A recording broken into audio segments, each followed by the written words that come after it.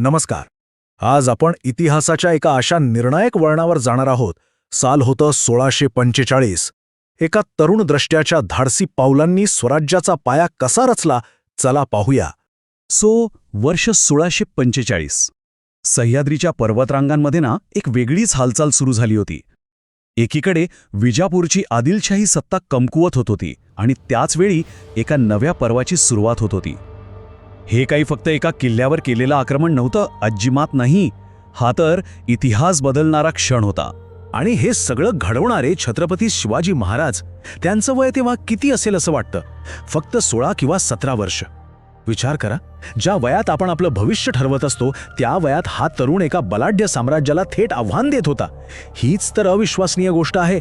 या सगळ्या धाडसामागे एकच मोठी प्रेरणादायी कल्पना होती, आणि ती म्हणजे स्वराज्य. हे काही फक्त राजा होण्याचं स्वप्न नव्हतं, तर ते होतं आपल्या लोकांचं, आपल्या मातीचं राज्य. जुलमी राजवटीखाली दबलेल्या सह्याद्रीच्या प्रत्येक मावळ्याच्या मनात स्वातंत्र्याची ती एक मशाल पेटली होती. तर मग सुरुवात कुठून झाली? चला त्या पहिल्या मोठ्या विजयाकडे जाऊया. तोरणा किल्ला. हा किल्ला तेव्हा विजापूरच्या आदिलशाहीच्या ताब्यात होता. तोरणा नावाप्रमाणेच प्रचंड आणि जिंकण्यासाठी जवळजवळ अशक्य. पुण्याजवळचा हा किल्ला आदिलशाहीचा एक महत्त्वाचा गड होता. चारी बाजूनी उंच कडे, घनदाट जंगलं आणि इतक्या अवघड वाटा की कोणी हल्ला करायचा विचारही करणार नाही. तटबंदी तर इतकी मजबूत की ती भेदणं म्हणजे मोठं धाडसच होतं. आता इथे खूप इंटरेस्टिंग गोष्ट आहे. सामान्यपणे किल्ला जिंकायचा म्हणजे काय? युद्ध, तलवारबाजी, रक्तपात, बरोबर ना? पण महाराजांचा मार्गच वेगळा होता. त्यांनी इथं तलवारीपेक्षा जास्त वापर केला तो बुद्धीचा. त्यांनी काय केलं तर किल्ल्याच्या किल्लेदारालाच इतक्या हुशारीनं आपल्या बाजूला वळून घेतलं, तिथल्या स्थानिक लोकांचा विश्वास संपादन केला आणि परिणाम एक थेंबही रक्त न सांडता तोरणा स्वराज्यात आला. आणि मग तो क्षण आला ज्याची सगळेजण वाट पाहत होते. जिंकलेल्या तोरण्यावर स्वराज्याचा पहिला भगवा ध्वज मोठ्या अभिमानाने फडकला. तो फक्त एक झेंडा नव्हता, तर एका नव्या युगाच्या आगमनाची ती घोषणा होती. खरंच किती शक्तिशाली क्षण असेल तो. पण हा एक विजय इतका महत्त्वाचा का होता? याचं कारण म्हणजे याच विजयामुळे महाराजांच्या मावळ्यांमध्ये तो विश्वास निर्माण झाला की आपण हे करू शकतो, आपलं स्वप्न आता सत्यात उतरू शकतं. हा होता स्वराज्याचा पहिला किल्ला आणि स्वराज्याची पहिली न बोलता केलेली अधिकृत घोषणा. तोरणाचा विजय ही काही एकच सुट्टी घटना नव्हती. उलट ती एका मोठ्या विचारपूर्वक आखलेल्या मोहिमेची सुरुवात होती. पाहूया हे कसं पुढे गेलं. तोरण्यावरचा भगवा ही फक्त एक सुरुवात होती. त्या विजयाने मावळ्यांमध्ये आत्मविश्वास पेरला आणि मग सुरू झाली एक नियोजनबद्ध घोडदौड. तोरणा जर ती पहिली ठिंडी होती, तर पुढचं लक्ष होतं कोंढाणा, म्हणजे पुण्याच्या संरक्षणाची किल्लीच जणू. आणि त्यानंतर पुरंदर, ज्याने स्वराज्याला लष्करी ताकद दिली. या प्रत्येक विजयामागे एक ठोस विचार होता. कोंढाणा जिंकणं म्हणजे फक्त एक किल्ला मिळवणं नव्हतं, तर पुणे शहराभोवती एक अभेद्य संरक्षण कवच तयार करणं होतं.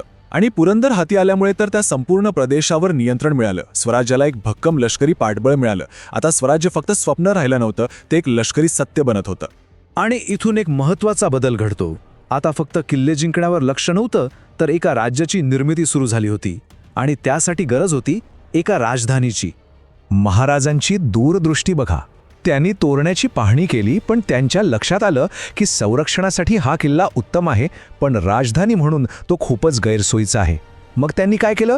जवळच्याच मुरुंबदेवाच्या डोंगरावर एक नवीन सुसज्ज किल्ला बांधायला सुरुवात केली. आणि हाच किल्ला पुढे राजगड म्हणून ओळखला जाऊ लागला. स्वराज्याची पहिली राजधानी. हे होतं राज्यनिर्मितीचे एक नियोजनबद्ध पाऊल.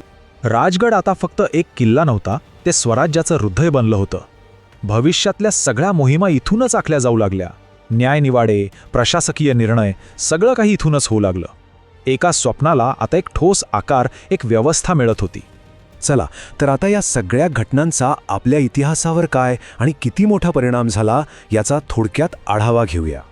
तर मग 1645 हे वर्ष आपल्याला काय देऊन गेलं? हे फक्त किल्ले जिंकण्याचं वर्ष नव्हतं. खरं तर हा होता स्वराज्याचा जन्म. हे होतं एका तरुणाने एका मोठ्या साम्राज्याला दिलेलं थेट आव्हान. आणि याच वर्षाने मराठ्यांच्या मनात एका नव्या स्वतंत्र अस्मितेची ज्योत पेटवली. या सगळ्या किल्ल्यांकडे पाहताना एक गोष्ट आपण नेहमी लक्षात ठेवली पाहिजे की हे फक्त दगड नव्हते.